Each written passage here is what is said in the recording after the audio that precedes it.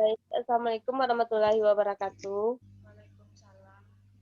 Waalaikumsalam warahmatullahi wabarakatuh. Baiklah, kami dari kelompok 5 akan menyajikan materi kami, yaitu tentang perencanaan guru sebagai tugas kepemimpinan dalam pembelajaran, yang beranggotakan saya sendiri sebagai moderator Lasma Yunita, dan dua orang penyaji lainnya, Jody Hardika dan Cindy Larasati. Baiklah, untuk materi pertama yang akan disampaikan oleh Jody, kepada Jody dipersilahkan. Baiklah, terima kasih kepada moderator. Pada materi pertama kita akan masuk perspektif perencanaan. Perspektif perencanaan guru bisa didefinisikan yaitu proses aktivitas yang dilakukan secara tertata dan teratur, berjalan secara logis dan sistematis mengikuti aturan-aturan yang telah disepakati sebelumnya.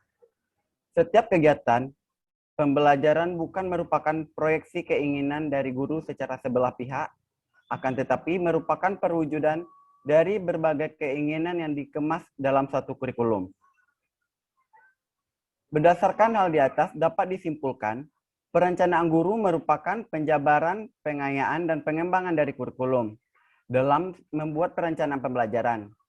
Tentu saja guru, selain mengacu pada tuntutan kurikulum, kemudian secara praktis dijabarkan ke dalam bentuk perencanaan pembelajaran untuk dijadikan pedoman operasional pembelajaran.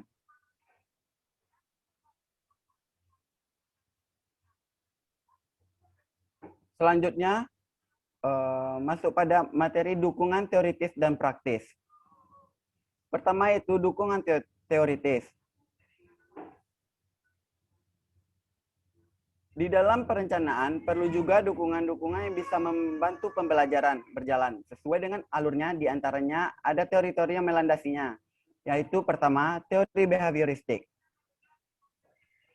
Di dalam perencanaan pembelajaran, teori ini diterapkan sebagai pertama itu menentukan indikator dan tujuan pembelajaran.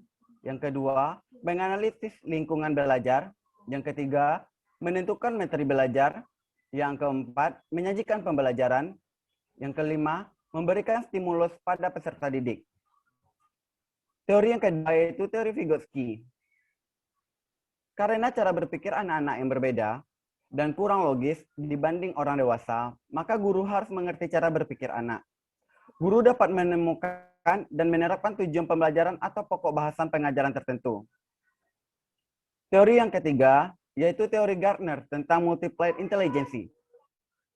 Dalam perencanaan pembelajaran, pada teori ini memerlukan beberapa langkah meliputi, yaitu mengidentifikasi elemen multi-intelligence dan programmer dan ekstrakurikuler.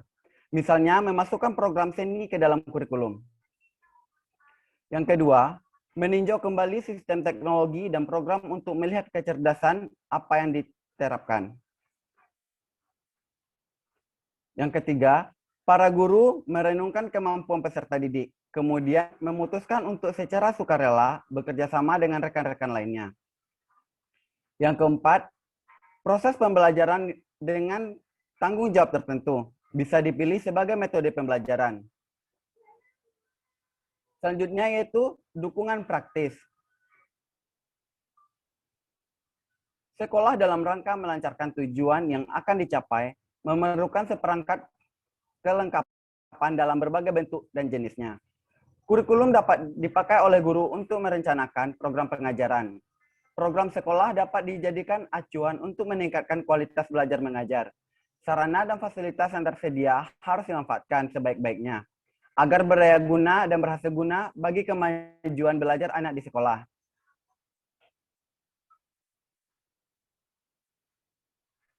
Baiklah, materi selanjutnya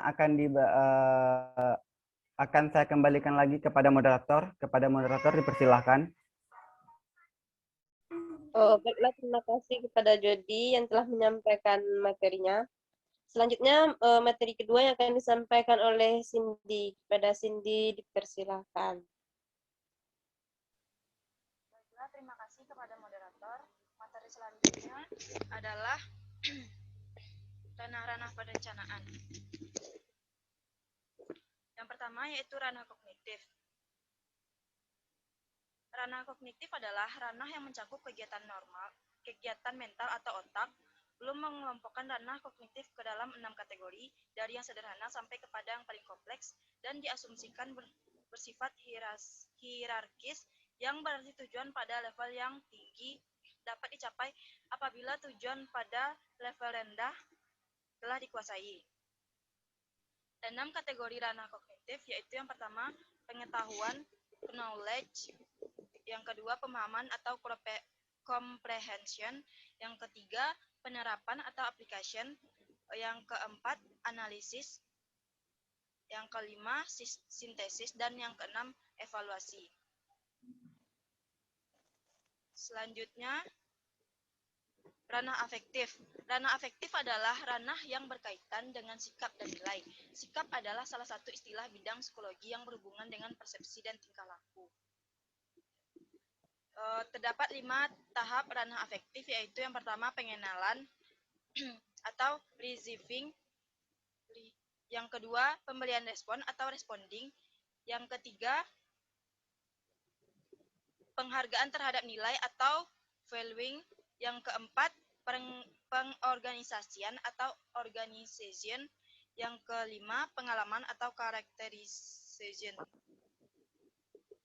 Selanjutnya ranah psikomotorik. Menurut Dev dalam penjelasannya mengatakan bahwa hasil belajar psikomotor dapat dibedakan menjadi 5 tahap, yaitu imitasi, manipulasi, presisi, artikulasi, dan naturalisasi. Imitasi adalah kemampuan melakukan kegiatan-kegiatan sederhana dan sama persis dengan yang dilihat atau diperhatikan sebelumnya. Berikut 5 kategori ranah psikomotorik. Yang pertama yaitu imitasi, yang kedua manipulasi, yang ketiga artikulasi, dan yang ketiga ketepatan, yang keempat artikulasi, dan kelima naturalisasi. Baiklah, sekian materi saya dari saya kembalikan kepada moderator. Terima kasih kepada Cindy yang telah menyampaikan materinya. Untuk materi selanjutnya yang akan saya sampaikan sendiri yaitu tentang pokok-pokok perencanaan. Yang pertama, menetapkan apa yang mau dilakukan oleh guru, kapan, dan bagaimana cara melakukan dalam implementasi pembelajaran. Yang kedua, membatasi saran-saran atas tujuan intelektual khusus dan menetapkan pelaksanaan kerja untuk mencapai hasil yang semaksimal mungkin. Selanjutnya, mengembangkan alternatif-alternatif yang sesuai dengan strategi pembelajaran. Dan yang keempat, mengumpulkan dan menganalisis informasi yang penting untuk mendukung kegiatan pembelajaran. Selanjutnya, yang terakhir, mempersiapkan dan mengomunikasikan rencana-rencana dan keputusan-keputusan yang berkaitan dengan pembelajaran kepada pihak yang berkepentingan. Selanjutnya ada perencanaan ruang dan waktu.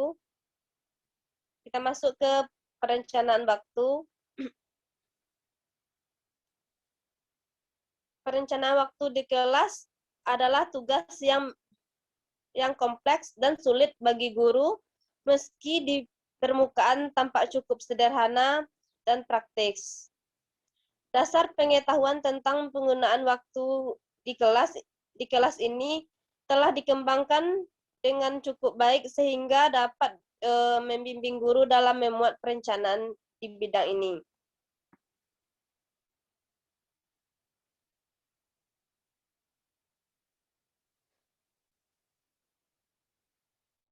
Menurut Rosserlin pada tahun 1998,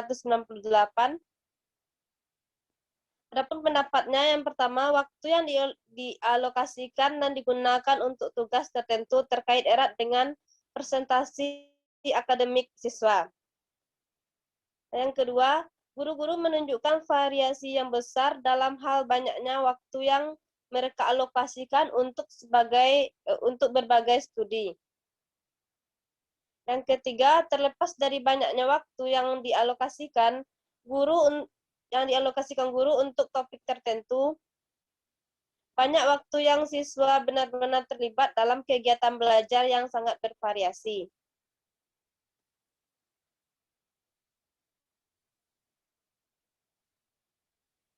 Selanjutnya, ada perencanaan ruang.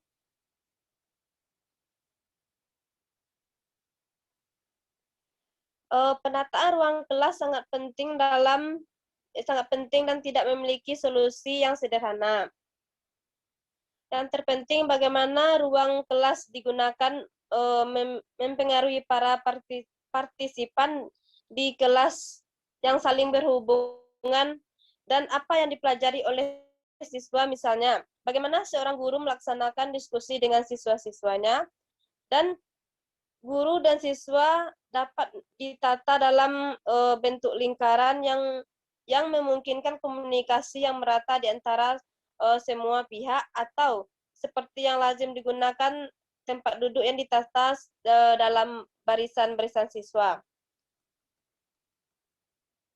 Penataan siswa, meja, dan tempat duduk tidak hanya membantu menentukan pola komunikasi dan hubungan interpersonal di kelas, tetapi juga mempengaruhi berbagai keputusan sehari-hari yang harus dibuat oleh guru tentang manajemen dan penggunaan sumber daya yang langka.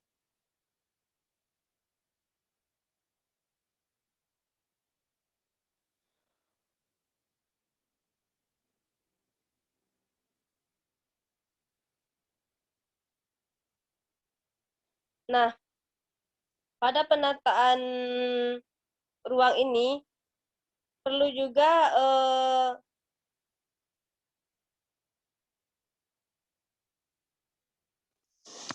untuk penataan ruang ini guru harus bisa memahami bagaimana keadaan siswa yang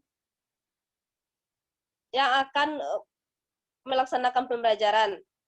Nah, contohnya dalam perencanaan ruang ini, siswa yang kurang pendengarannya akan diletakkan di depan kelas untuk agar pendengarannya maksimal. Nah, selanjutnya ada gaya penataan.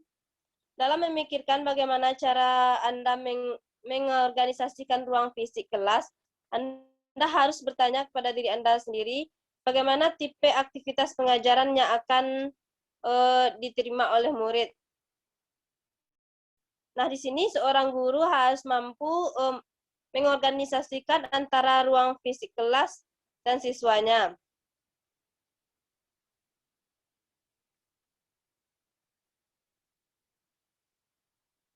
Sekian materi kami. Jika ada salah dan janggalnya, kami mohon maaf. Assalamualaikum warahmatullahi wabarakatuh.